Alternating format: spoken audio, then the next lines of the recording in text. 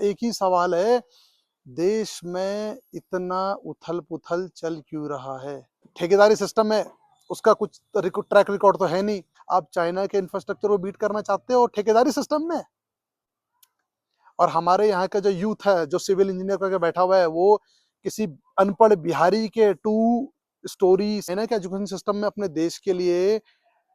ये पढ़ाया जाता है कि आपको अपने देश कि बेटा तूने नौकरी करनी, तूने पैसे कमाने हैं, अब पैसे तू गद्दारी करके कमा, ठेकेदारी करके कमा। सो फ्रेंड्स, आजकल लगातार आप रील्स और न्यूज़ एंड यूट्यूब में हर जगह देख रहे होंगे कि ब्रिजेस कोलैप्स हो रहे हैं, सड़कें टूट रही हैं, उनका उनके उद्घाटन से पहले ही वो सड़कें टूट जा रही हैं। जो हायर सोसाइटी हैं जैसे गुड़गांव, जिसे हम अब गुरुग्राम भी कहते हैं, उधर पे जहाँ पे 100-100 करोड़ के फ्लैट्स हैं, वहाँ पे पानी भरा हुआ है, उनका बाहर आना मुश्किल है। आप देख रहे हैं कहीं बरसात में बच्चा ट्यूशन जा रहा था एंड अनफॉर्चुनेटली करंट लग के उसकी डेथ हो गई। And there is lot of issue, thousands of issues हैं जो हम रोजमर्रा की जिंदगी में सुनते हैं अपने देश में। एंड दोस्तों, हर बंदा, चाहे वो 12th पास हो, ग्रेजुएट हो, बीटेक हो या पोस्ट ग्रेजुएट हो, डॉक्टर हो, इंजीनियर हो, इवन दोस्तों जज, पुलिस एंड मंत्री, दोस्तों ये सभी भारत के एक बच्चे से लेके एक बूढ़े तक, एक अनप्रोफेशनल अनपढ़ से लेके एक प्रोफेशनल, एक हायर लेवल के बंदे तक, सबका एक ही सवाल है, देश में इतना उथल पुथल चल क्यों रहा है? क्यों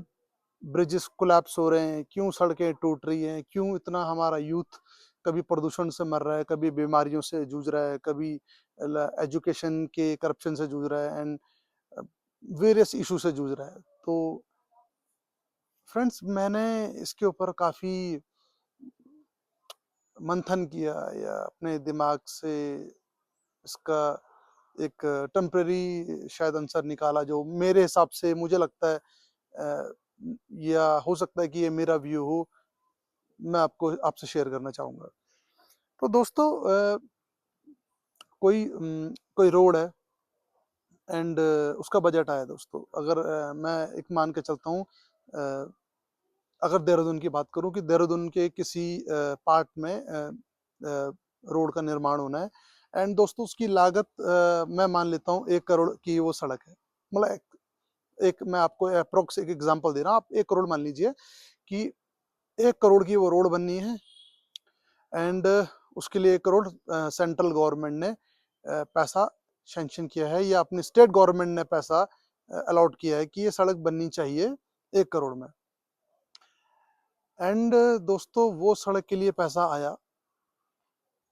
अब वो जहाँ पे भी आया होगा, ब्लॉक में आया होगा या कहीं तो आया ही होगा। एंड दोस्तों, अब क्या है कि उस बजट के कट निकलना शुरू हो जाते हैं। खैर, मैं ऐसा बोलना नहीं चाहूंगा या कि वो बजट, वो कट किस किस के पे आते हैं, चाहे वो किसी इंजीनियर पे जाए या किसी बड़े अधिकारी पे जाए। एंड दोस्तों, वो जो 1 करोड़ का बजट है जो उस रोड के लिए आया है कि इतने में ये रोड बननी चाहिए, अगले 50 साल तक ये सस्टेन करेगी या अगले 10 साल के लिए ये रोड सस्टेन करेगी। और अगर ये मान लेते हैं वो 1 करोड़ रुपए उसके अलॉट हुआ है, तो अगर हर अधिकारी, हर छोटा मोटा इंजीनियर, हर बाबू अपना कट निकाल लेगा और उसके बाद वो प्रोजेक्ट थोप दिया जाएगा किसी ठेकेदारी पे। मतलब समझ रहे हो आप मेरी बात को? अगर वो प्रोजेक्ट किसी ठेकेदार को थोप दिया जाएगा जिसकी जिसकी स्किल्ड सिर्फ एक लेबर पे डिपेंडेंट है, उस बंदे को ये नहीं पता है कि सड़क की मोटाई क्या है, इसमें कितना क्वालिटी का इसमें मटेरियल लगेगा, इसका मैं कौन से ग्रेड का मटेरियल इसमें लगाने वाला हूँ, ये कितने लेयर्स में बनेगा, उसको इससे कोई मतलब नहीं है। उसके पास कुछ मजदूर हैं, कुछ बिहारी मजदूर हैं, यूपी के हैं, व्हाटएवर कहीं के भी हैं, और वो बंदे उस रोड को बनाते हैं आफ्टर द कट। 1 करोड़ के बाद अगर मैं मान लेता हूँ कि वो 50 लाख रुपए बचते हैं, तो अगर मैं मान लूँ तो मजदूरों को लगाने पे, जेसीबी लगाने में, व्हाटएवर जो भी हमने मशीन इक्विपमेंट लगवाए, उसका खर्चा काटने के बाद अगर मैं बात करूँ तो लगभग लगभग आप ये मान लीजिए 10 लाख का खर्चा वो भी है, एंड ठेकेदारी सिस्टम है, उसका कुछ ट्रैक रिकॉर्ड तो है नहीं, ना ही वो सिर्फ उसने एक ठेकेदारी का लाइसेंस लिया हुआ है जो गवर्नमेंट देती है, कोई क्वालिफिकेशन नहीं है, कोई डिग्री नहीं है, कोई उसने ऐसा स्ट्रक्चर डिजाइन नहीं किया जो अगले 50 साल तक पहले सस्टेन किया हो, उसका कोई ऑडिट नहीं हुआ, पोस्ट ऑडिट नहीं, प्री ऑडिट नहीं है, ना ही उसको कोई ऐसा एक्सपीरियंस्ड है या किसी डीम्ड यूनिवर्सिटी से उसके पास ऐसे इंजीनियर पढ़े उस ठेकेदार पे, या दोस्तों उस ठेकेदार के पास कोई ऐसे इंजीनियर्स हैं जो किसी डिग्री किसी बड़ी यूनिवर्सिटी से डिग्री लेके बैठे हों, या जिन्होंने जो इतने प्रोफेशनल हो, इतने सक्षम हो कि उस रोड को बनाने में उसकी हेल्प कर सकें, उनके पास दोस्तों ये भी नहीं है। एंड आप अपेक्षा करते हैं कि अब उस 40 लाख, क्योंकि कट के बाद 10 लाख की मजदूरी लगी है, 40 लाख बचे, ऑब्वियसली बात है ठेकेदारी सिस्टम है, आज उसका नंबर कल किसी और का नंबर, तो दोस्तों नंबर आज किसी और का कल किसी और का, जब ये प्रथा चलेगी हिंदुस्तान में कि आज तेरा नंबर कल मेरा नंबर, तो दोस्तों उसको पता है ये मेरा लास्ट टाइम है, लास्ट टेन्योर है, क्योंकि उसके चाचा और उसके भतीजे उसके रिश्तेदार तो बेचारे नेता है जिन्होंने उसको कॉन्ट्रैक्ट लाके दिया है। एंड दोस्तों अब मुझे बताइए 40 लाख या 50 लाख में मजदूरी भी लगानी है, ठीक है, अब उसने अपना भी देखना है कि भैया 5 साल में 4 साल में 1 साल में मुझे कॉन्ट्रैक्ट मिला है, मैं तो इसे खा के जाऊंगा ही जाऊंगा। अगर मैं मान लेता हूं उसने उसमें 20 लाख रुपए भी खा लिए, 10 लाख की मजदूरी लग गई,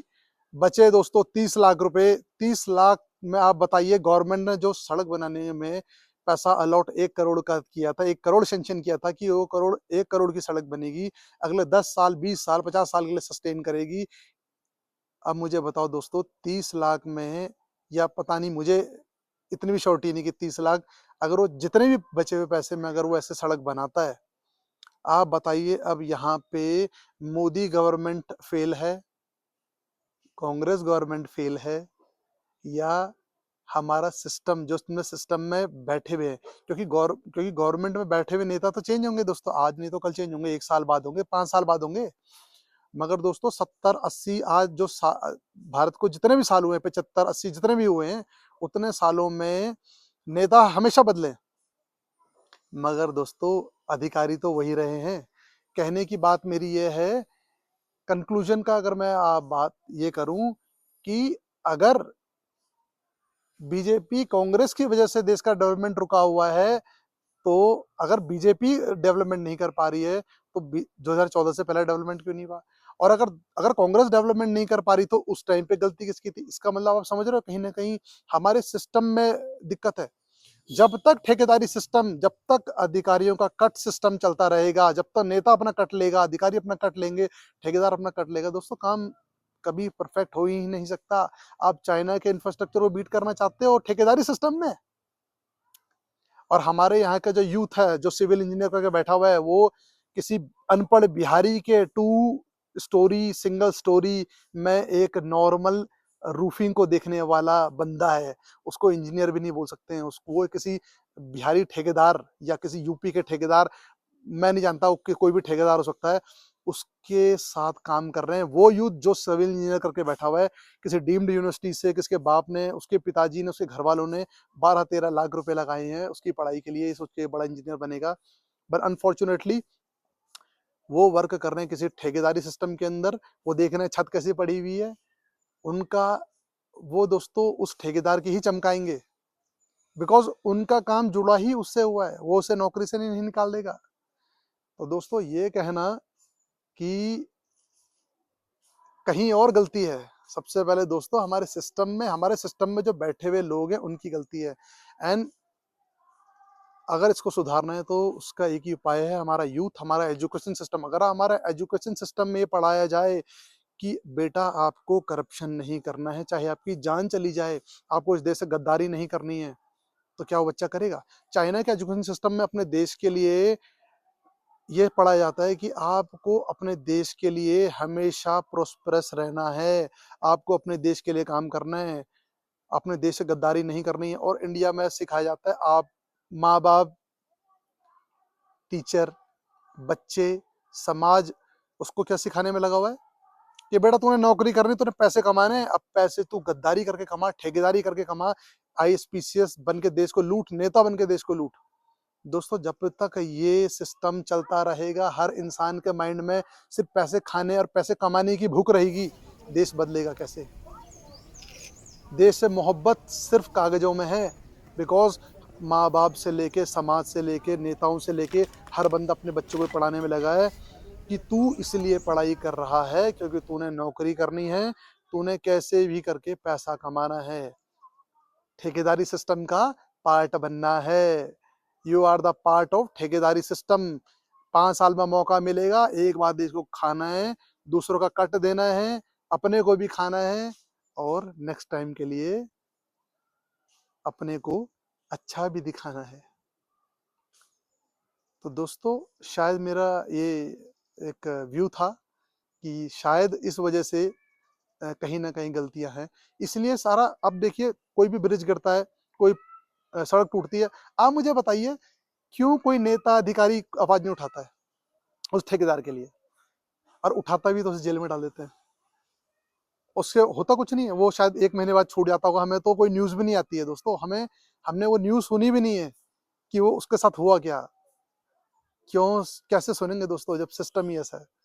वो उसको बैक डोर से छुड़वा लेते हैं, वो अपना जाके एंजॉय करता है, फिर आपको किसी और स्टेट में ठेकेदारी करता हुआ दिखेगा। सो फ्रेंड्स, पहले हमें इस चीज को रोकना होगा, अपने देश के यूथ को काम देना होगा, जो डिजर्विंग कैंडिडेट हैं दोस्तों,